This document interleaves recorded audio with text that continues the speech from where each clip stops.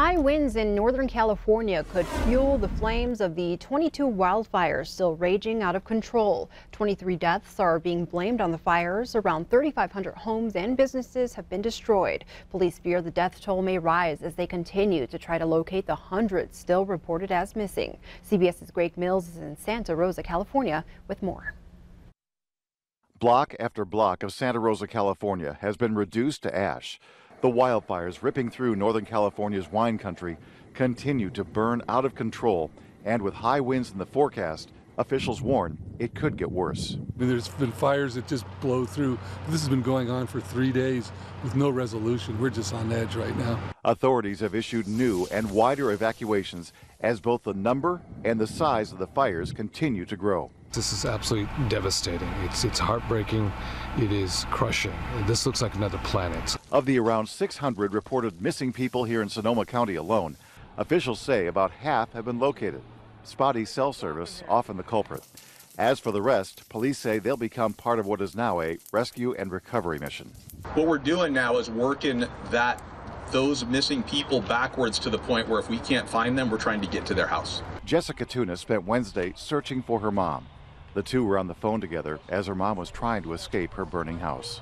She's coughing, and I'm telling her I love her, and she tells me she's gonna die. She can't get out of her house. She's gonna die, and then the phone call drops. Sadly, hours after Jessica's search, she texted an AP reporter to say that her brother had found her mother's remains among the debris.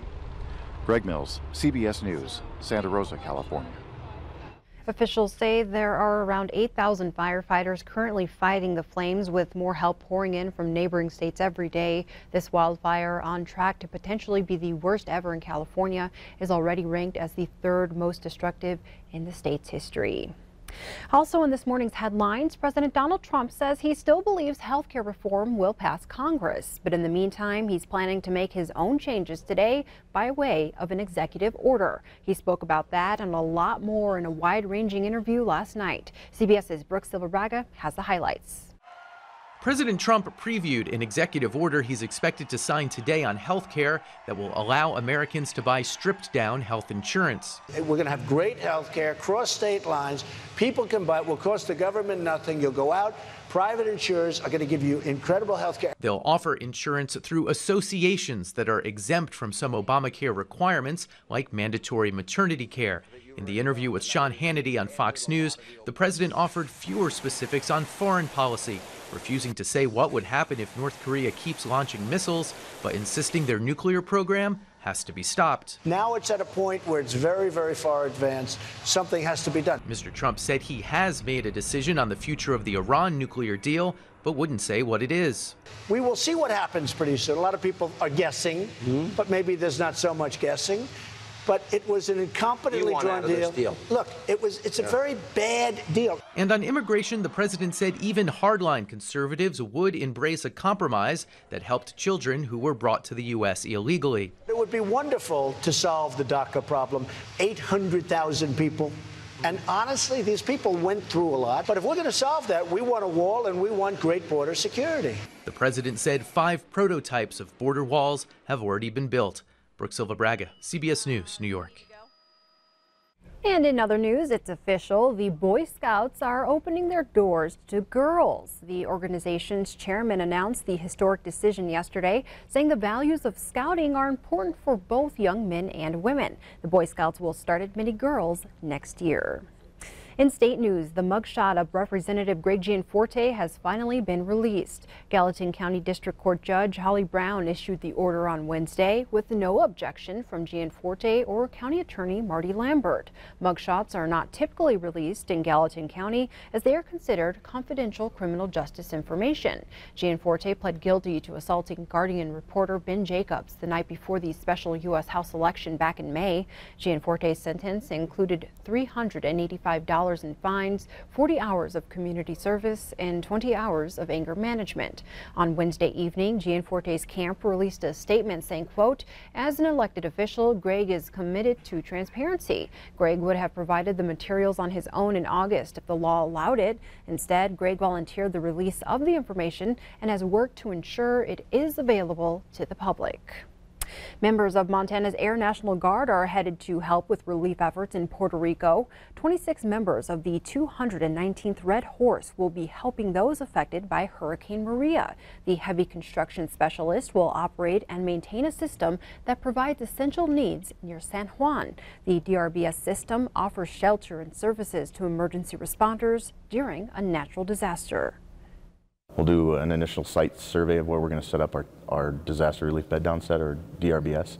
From there, we'll start setting that up, get initial capability, and then bed down the personnel that are going to be there, and then maintain the generators, the water purification unit, the latrine unit, the laundry, and the shave shower units as well. This is not the first time the 219th has deployed to help in natural disaster situations. In 2013, they traveled to Colorado to help build roads after the state experienced 50-year floods. The 30-day mission was short notice and all volunteer. Owners of the Stillwater building downtown have announced a major new parking garage will go in across the street from the former federal courthouse building. The 6-level, 430-space lot will be built where the Diamond parking lot currently sits. In addition to the parking lot, a sky bridge will be built to connect the garage to the Stillwater building. The Stillwater building was formerly known as the James F. Batten Federal Courthouse and is now being redeveloped for office and commercial rental space. According to an EEC construction spokesperson, the garage will be reserved for building tenants, their clients, and the general public. The cost of the property and project have not been released, but EEC confirms it will be privately funded. Elsewhere in states like Montana, sugar is more than a sweetener you put in your favorite holiday recipes. It's a huge economic driver for the state's #1 industry, agriculture. In this morning's Montana Ag feature, Russell Nimitz takes us to the lower Yellowstone Valley near Sidney for a look at this year's beet harvest.